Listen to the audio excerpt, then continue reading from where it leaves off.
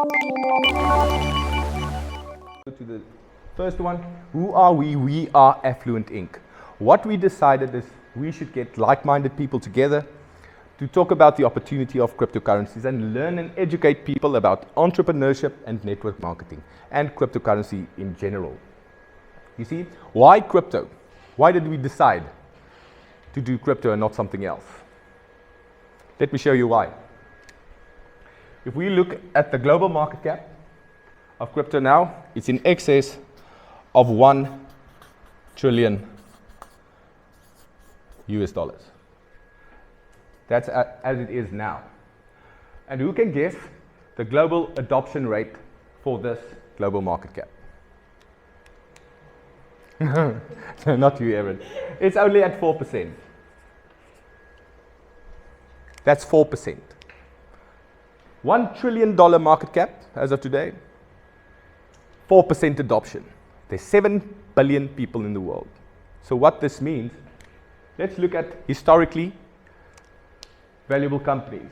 Let's look at Coca-Cola. Let's look at Apple. And let's say Facebook.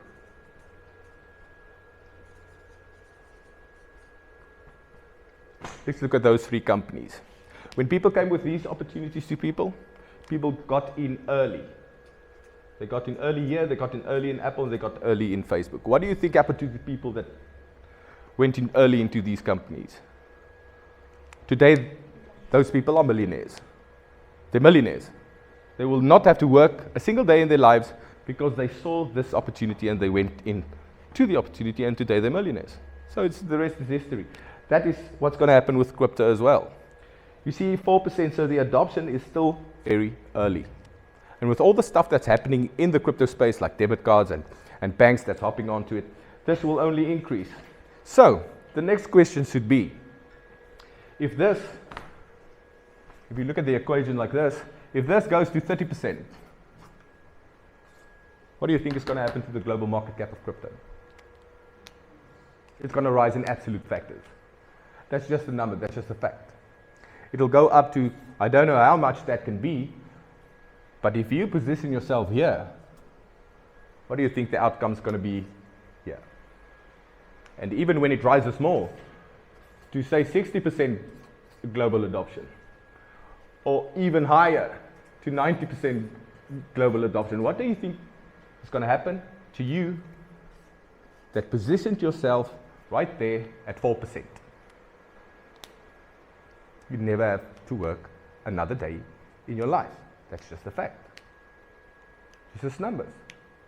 Are you all with me so far? Yes. So, what we've determined now is global adoption of crypto is only at 4%.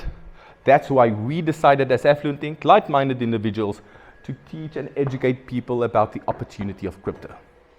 This is the single most important number that you'll see now on this board, 4%. Doesn't sound like much. 4% doesn't sound like much. But 4% adoption or current use case scenarios is only at 4%. So we're going to go up to 30, 60, 90, and then we know we've positioned ourselves in a place where we can prosper.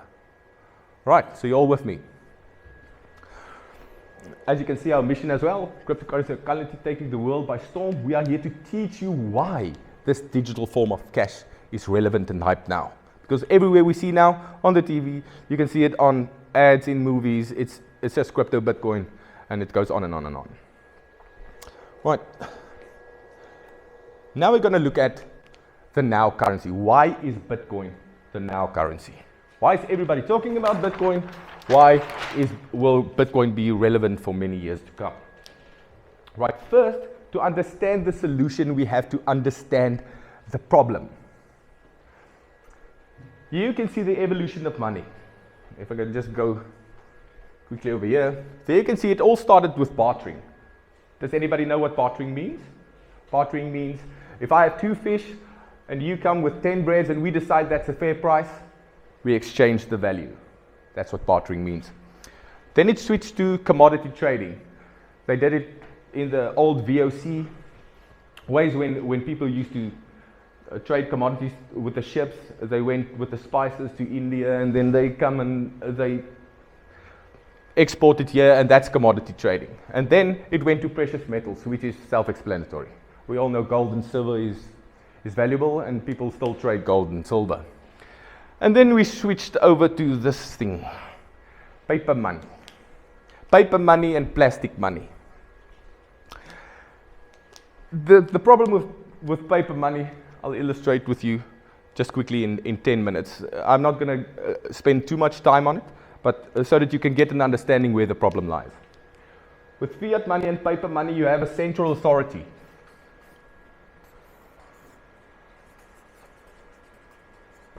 Which distributes the paper money. In our case, it's the South African Reserve Bank, which decides how much money to print in any given time. So it gets distributed to all the users, and they decide which fees to ask for all these services. So, if you look at the average guy, or the system they put up, you get out of school, you go to university, you decide you want to be an engineer. It all starts here. Now, you go to the bank, and you ask for a student loan. You get your student loan, and you fulfill your duties as a student. But now you've got that debt right here. You haven't even started working yet. Now you have debt for a student loan. So, they're fine. They give you the money. They say you're going to repay it with a nominal percentage repayment. Right, then you start working, still paying off this debt. Right over there. Now you decide, okay, fine. I'm working now. I'm paying off my debt. I want a car. So you go back to the same place. You go back to the exact same place that you're still repaying, and you get the loan for the car. So there you get the car. And now you're still paying off your student loan, and now you're paying for a car as well. Right. So these guys say, no, we'll give you the money. We'll just give it to you. And you say, all is fine and well, this is how it's supposed to be. Then you advance in your career and you decide to buy a house. This is your house. Bearing in mind, you're still paying those. You're not exempt from these. You still have to pay the authority what they gave you plus interest. So now you buy the house. Now you have a perpetual circle of debt, which can never escape. Because repayments for a house is 20 years. If you don't have the capacity to pay it off quicker, it's 20 years. A car, another 5. Student loan, how long does it take to pay off a student loan? Percy? So you can see all these add. Yes, it takes time. So all these, and remember, this is only if you can get the repayments on time. So they trap you in this circle of debt for in excess of 30 to 40 years. That you just bleed money. You just bleed it. Because you don't even look at it anymore.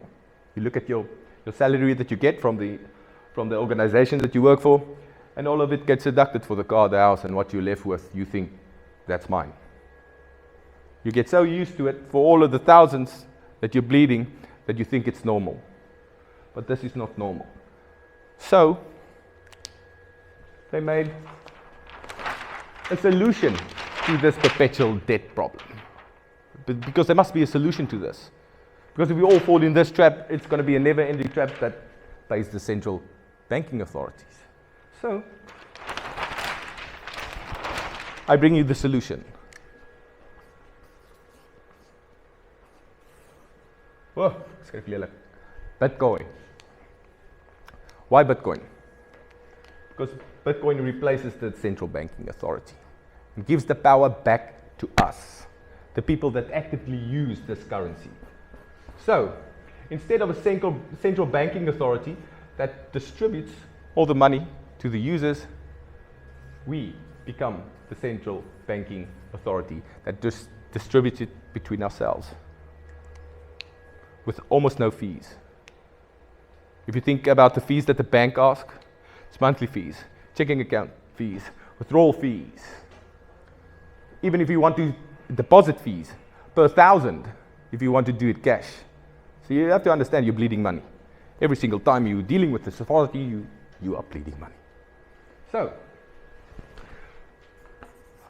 all these users on the distributed ledger with Bitcoin gives us the power to send and receive cryptocurrency in seconds. Minutes maybe, seconds if your internet is really slow.